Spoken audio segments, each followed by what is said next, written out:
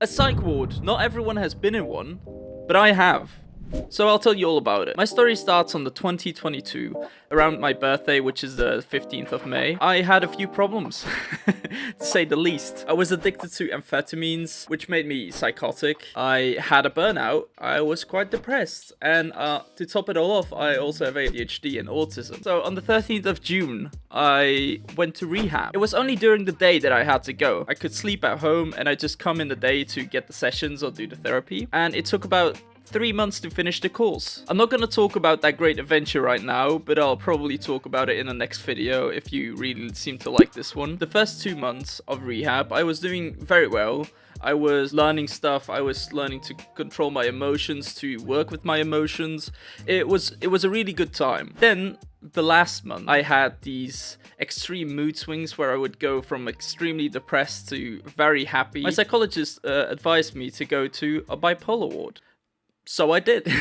While I was in rehab for the last 2 weeks, I got put on a waiting list to go to a different psychiatry. It focused around my depression more. I had been in a psych ward before, but this was only like 2 days. I had some very acute problems, or like very necessary problems. I got admitted to the critical psych ward. I lied to everyone just to get out. I also lied to myself then. Yeah, turns out it was a really bad idea.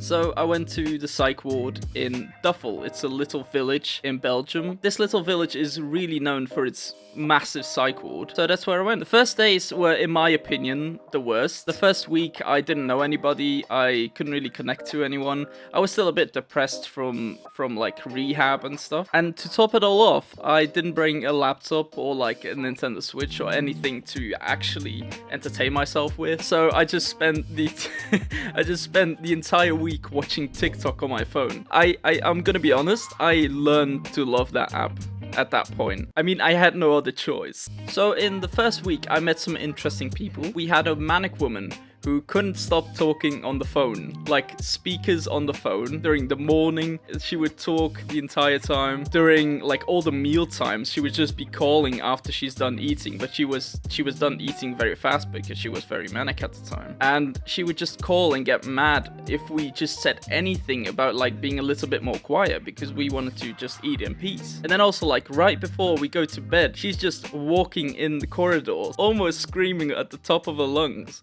But let's explain how the psych ward works.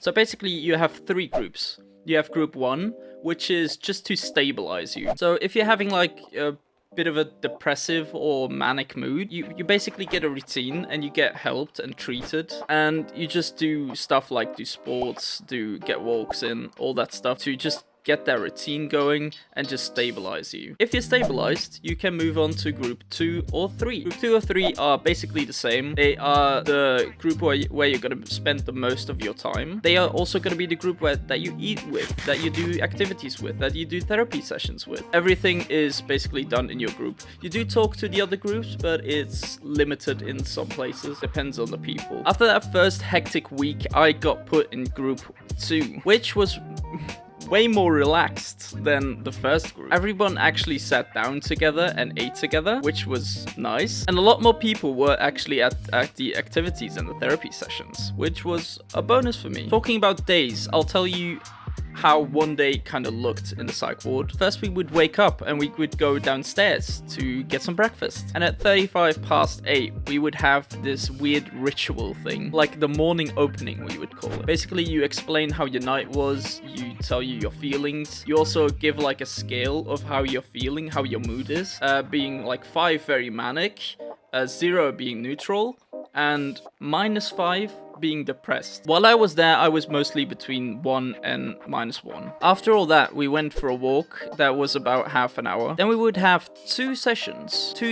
Then we would have I can't get this right. Then we would have 2 sessions or activities. These could include sports, mainly self-management, creative therapy, and mindfulness even. Then we eat lunch. After that, we have 3 more therapy sessions. Then we have the evening closing, which is basically the morning opening. We just explain how we felt that day, what we did, how our mood is again, maybe it changed, all that stuff. Then we would eat our evening meal, which was always just like a sandwich. That's about it. And then we were free until 11. Then we could go to bed. At week 2, I was going to get to know the group. And weirdly, I was actually excited. You could actually feel that in the first group, the routine had an impact. Now let's talk about the staff working there. This is the fun part. Honestly, almost no complaints. The nurses were lovely. The psychologists, we didn't see that much, but they were very concerned with me, even to a point where they were more concerned than I actually was for myself, which was a very nice feeling. And then we talk about the psychiatrists, the doctors. Well, let's just say they are not regular doctors. They all have like a bit of a different side to them. I had about 5 psychiatrists in my life, and all of them kind of seemed like a bit weird people. I couldn't say anything because I was in a mental institution, so. And you also see the psychiatrists very often, like almost every week. So if changes need to be made to your medication, it would go very fast, or they would give advice how to deal or help a situation. And then we can skip forward like a month. I had made a new friend there, a 50-year-old guy who also had autism and was bipolar. I never got diagnosed with bipolar, by the way. I just have a lot of the symptoms, and I actually get treated half of the time as someone who would have bipolar. This guy was really fun to be around. He kind of understood me. We kind of understood each other.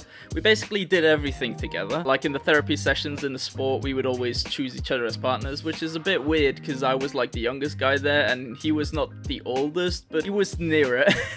You could say I got along with a lot of people. And 3 months in, and everybody has disappeared. Everyone did their 3 months plan of like the course, and I was also allowed to leave early. And some people actually sat there still, like for more than 6 months, which is incredibly long. But when I was nearing my end at staying at the psych ward, I kind of felt a weird feeling of not knowing what's gonna happen, about getting back to the real world. I don't feel like a lot of people actually talk about that. It is such a weird feeling because I miss the psychiatry. And then I came home better than ever. I actually am doing so good at the moment. I actually liked my stay at the psych ward. Even though the first week was a bit annoying, I actually had a lot of good memories, and I think very fondly of the place. Okay, but this was my experience. I live in Belgium, so it's a bit different than other places. And here, the mental hospitals are pretty decent. Thanks for watching. See you next time.